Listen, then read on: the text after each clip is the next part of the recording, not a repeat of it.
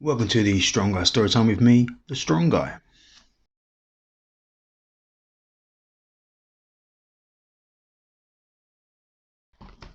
Hey guys, and welcome to the third and final part of the Sagas of Ragnar Lothbrok, as translated by Ben Wagner.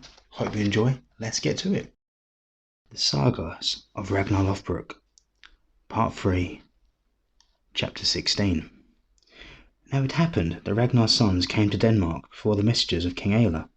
They stayed there quietly with their men, but the messengers came with their troops to the town where the sons of Ragnar were being feasted, and went into the hall where they drank and stood before the high seat where Ivar lay. Sigurd, Snake in the Eye, and Vidsik the Swift sat playing a board game, but Bjorn Ironsides was planning a spear shaft on the hall floor. When the messengers of King Aela came before Ivar, they addressed him respectfully, but he began to question them, asking where they were from and what news they would tell. The leader said that they were Englishmen, and King Aela had sent them there to tell them the news of the fall of Ragnar, their father. Vidsik and Sigurd dropped their game pieces and carefully observed the report of these news. Bjorn stood up on the hall floor and propped himself up with his spear shaft, but Ivar asked them carefully about every detail of his death. They told everything that had happened, from the time that he invaded England to the time that he laid his life down. When the story came to the point where he had said the piglets would grunt, Bjorn clenched his fist on the spear shaft, and he gripped it so hard that his handprint could be seen later. When the messengers finished their story, Bjorn shook the spear point apart so that it split into two pieces. Vidsik gripped a game piece which had been captured, and he squeezed it so hard that blood spurted out from under every nail. Sigurd, Snake in the Eye, had held a knife and was paring down his nails when these tidings were told, and he pondered the news so deeply that he didn't realize that the knife was sticking in the bone. He didn't flinch, but Ivar asked for every last detail, and his complexion turned red for a while, then black for a while, and periodically went pale. He was so enraged that his skin was all swollen from the savagery in his beast. Vidsik began to speak, and he said that they might get their revenge most quickly by killing King Aela's messengers.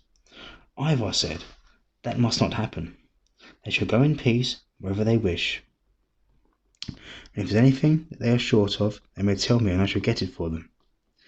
Now that the messengers had finished their errand, they turned and walked out of the hall and went to their ships. When they got a favourable wind, they sailed out to sea and travelled well until they came to meet with King Aela. They told him how each one of the brothers had reacted to the news. When King Aela heard that, he said to them, "This is to be expected. Either we must fear Ivar or no one, because what you say about him. The other brothers will be mild-hearted, and we can hold our kingdom against them." Now he had a watch set over all his kingdom, so that no invaders might catch him unawares.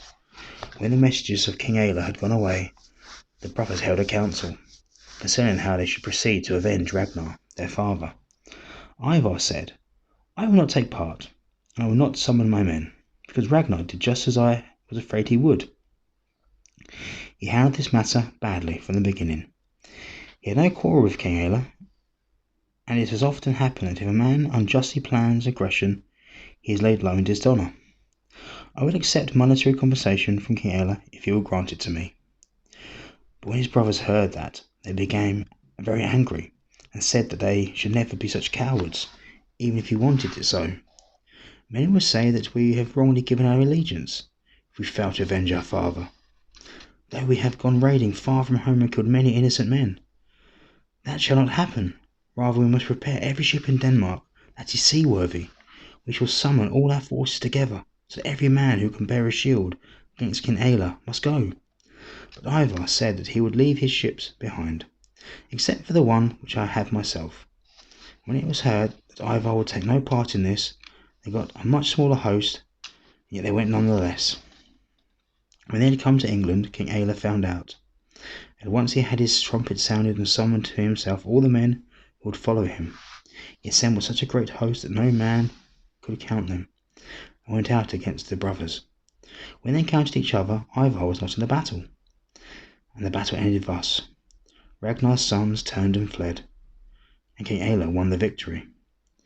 As Aella was pursuing the fleeing host, Ivar said he intended not to return to his own land, and I will find out whether King Aella will grant me some honours or not. It seems better to me to accept compensation than to go on any more unlucky voyages, such we have now gone on. Witzig said that he would have no part with him in this, and he could now go about his business as he wanted. We shall never accept money for our father.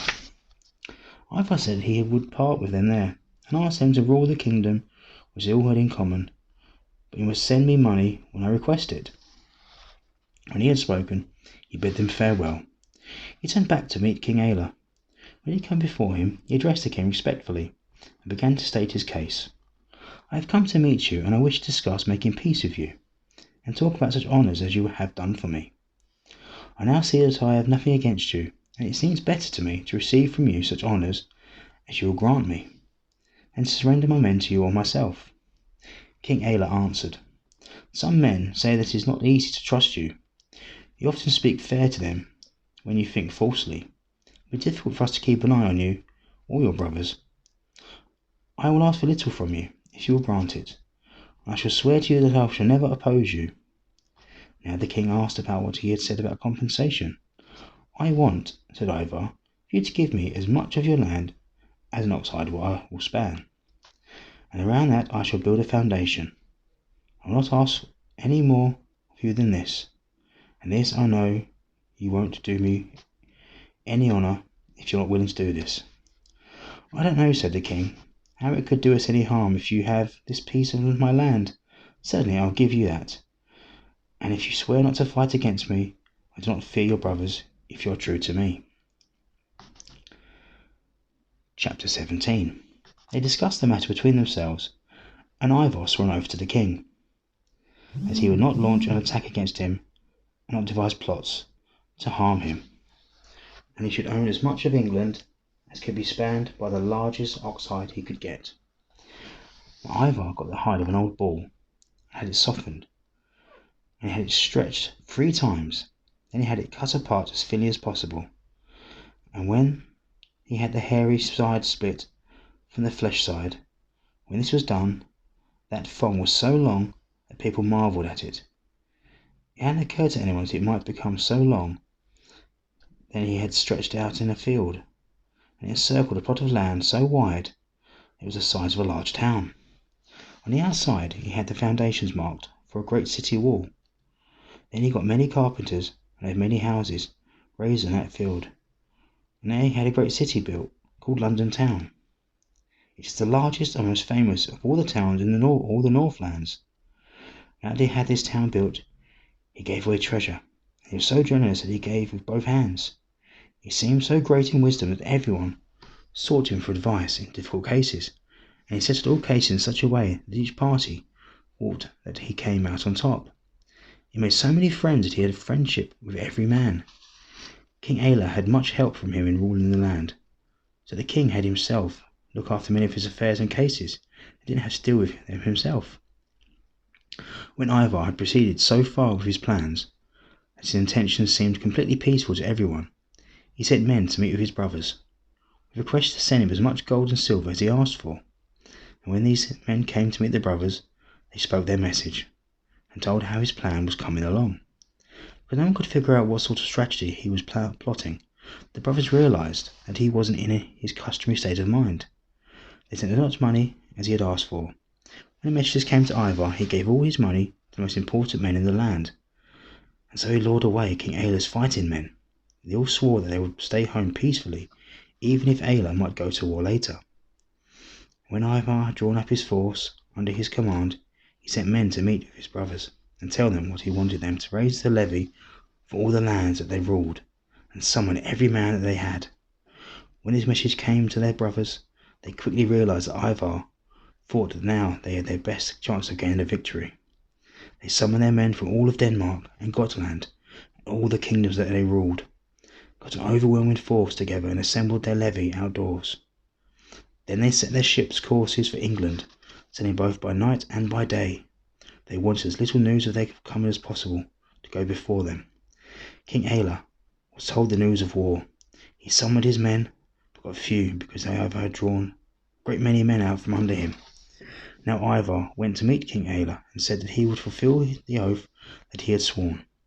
I cannot change my brother's plans, but I can try to meet them and find out whether they will halt their forces and do no more harm they have already done. Ivar went to meet his brothers, and he strongly encouraged them to advance as quickly as they could and hold the battle as long as possible, because the king has a much smaller force. They answered that he didn't need to encourage them and that they were in such the same mood as before. Now Ivar went to meet King Aela and told him they were much too eager to fight and too furious to want to listen to his words. And when I tried to reach a truce between you and them, they howled in reply. Now I must fulfill my oath that I will not fight against you. I and my men will peacefully stay nearby, but the battle will go with you, however it may turn out. King Aela saw the brothers' forces and they advanced with such fury that it was a wonder. Then Ivar said, Now it's time, King Aela, for you to deploy your forces, and I guess that they will attack you fiercely for a while. And where the armies met each other, there was a great battle, and the sons of Ragnar charged right through King Aela's ranks. They were so enraged that they only thought of doing as much damage as possible, and the battle was both long and hard. And in the end, King Aela and his forces turned and fled, and he was taken prisoner. Ivar was nearby, and he said that they should now bring about his death. My advice now, he said, is that we remember the sort of death that he ordered for our father. Now the man who is the most skilled woodcarver shall carve an eagle on his back as carefully as possible, and that eagle shall turn red with his blood. The man who was summoned for this task did as Ivar asked him. King Aela was terribly wounded before the task was completed. He now laid down his life, and it seemed to the brothers that they had avenged their father Ragnar. Ivar said that he would give them the kingdom they had ruled together, but he wanted to rule over England. Chapter 18. After that, Witzig and Bjorn went home to their own kingdoms, and Sigurd as well, but Ivar stayed behind and ruled England. From then on, they joined their forces together less often, and raided in various lands. Randalin, their mother, was an old woman by then. Witzig, her son, had gone raiding on a certain occasion in the eastern realms, and such overwhelming forces came against him that he could not withstand them. He was taken prisoner, but he chose his own death day. They were to make a pyre out of men's heads, and there he would burn. In this way he laid down his life. And when Randalin heard that, then she spoke this verse. Once some son whom I suckled saw death in the east realm. Witzig he was named. Never hurrying to flee, they heated him with hacked off heads of the slain in battle. My bold and brave prince chose his bane before he died. And then she said, They ordered countless heads heaped beneath the warrior, so the flame would keen the dirge over the doomed folk tree. What better bed should a battle oak spread beneath himself? The powerful one dies proudly, the prince chose his fall. A great lineage is descended from Sigurd Snake in the Eye. His daughter was named Rangeld, the mother of Harald Fairhair, the first sole ruler of all Norway. Ivar ruled all England till his dying day. He died of a sickness. As he was lying on his deathbed, he said they should carry him to the place where invaders might come. He said that he expected that they would not get victory when they landed. When he had breathed his last, it was done, as he had requested. And a hoe was raised, and many men say that when King Harald Sigurdsson came to England, he came to the spot where Ivar had been laid before. And he fell on that journey. But when William the Bastard landed, he went to Ivar's hoe and tore it down, and he found that Ivar was undecayed. Then he had a great pyre made, and had Ivar burned on the pyre. And after that he fought for the land and won a victory. Many people are descended from Bjorn Ironsides. From him is descended a great lineage, Ford, who lived in Hofund, in Hofskudsfrond, a great chieftain. And when the sons of Ragnar had all died, their men dispersed along the various paths which they had followed. It seemed of all them who had been with Ragnar's sons, there was no worth in any other chieftain. There were two men who travelled widely through the land to see if they could find any chieftain who seemed to be no disgrace to serve, but they didn't travel together. Chapter 19. It so happened in a distant land that a certain king had two sons. He became ill and expired, and his sons wanted to hold a funeral feast in his honour. They invited everyone who's heard this news over the next 3 years to come to the feast. The news was heard far and wide throughout the land. For 3 years they prepared for this feast. When that summer came, and the appointed time came for the drinking of the inheritance ale, there was such a great multitude of men that no one could tell how many there were. There were many great halls fitted out, and many tents outside. When the first evening had mostly passed, one man came to these halls. This man was so large that no one there was as large. They saw from his dress that he was a man of high birth. When he came into the hall, he went before the brothers and greeted them, and asked where they meant for him to sit. They were well pleased with him and told him to sit at the highest bench. It took up enough space for 2 men, and as soon as he sat down, he was brought drink like the other men, and no horn was so large that he couldn't drink it down in one draught. It seems to everyone that he thought there was no worth in any of the others. Then it happened, another man came to visit this feast. He was even larger than the first man. These men had long hoods, and when this man came before the high seat of the young kings, he addressed them elegantly and asked them to direct him to a seat. They said that the man should sit closer to the upper bench. Now he took his seat, and together they both were so large that 5 men had to stand up to give them room. But the one who arrived first was the lesser man at drinking. The second one drank so swiftly that he nearly guzzled every horn, and yet men couldn't tell that he was drunk. He behaved rather disagreeably to his benchmates and turned his back on them. The one who had come first asked that they should have a game together. "And I will go first." He thrust out his hand towards the second man and spoke a verse. "Speak to us of your honour. Let this settle, I ask you. Have you seen the raven shiver, sated with blood on its perch?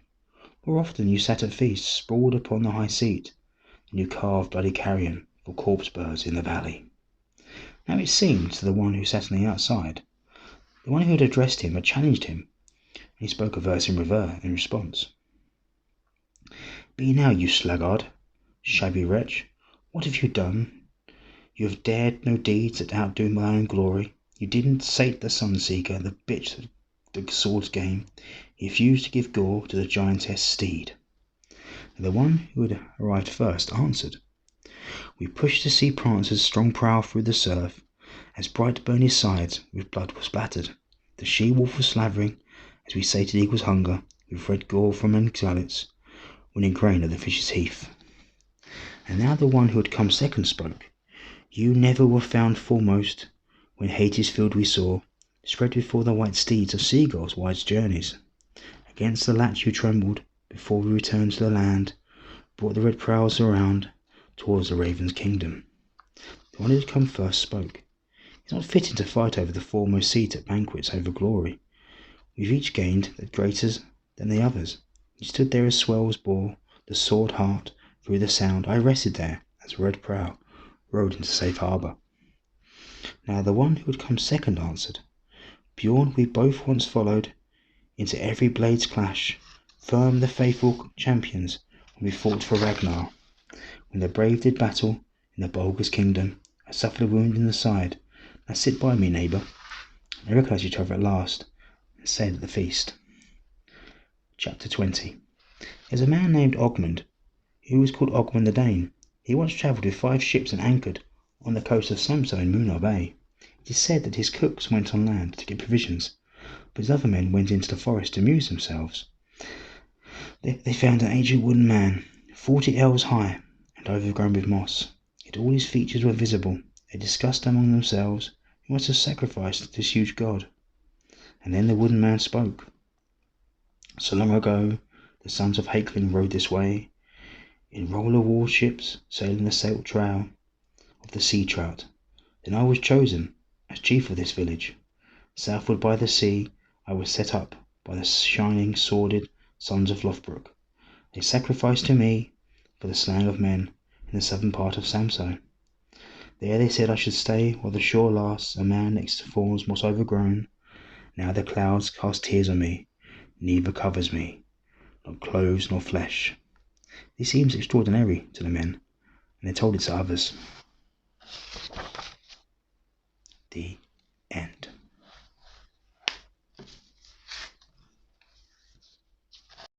And there you have it, the third and final part of the Saga of Ragnar Lothbrok, translated by Ben Wagner.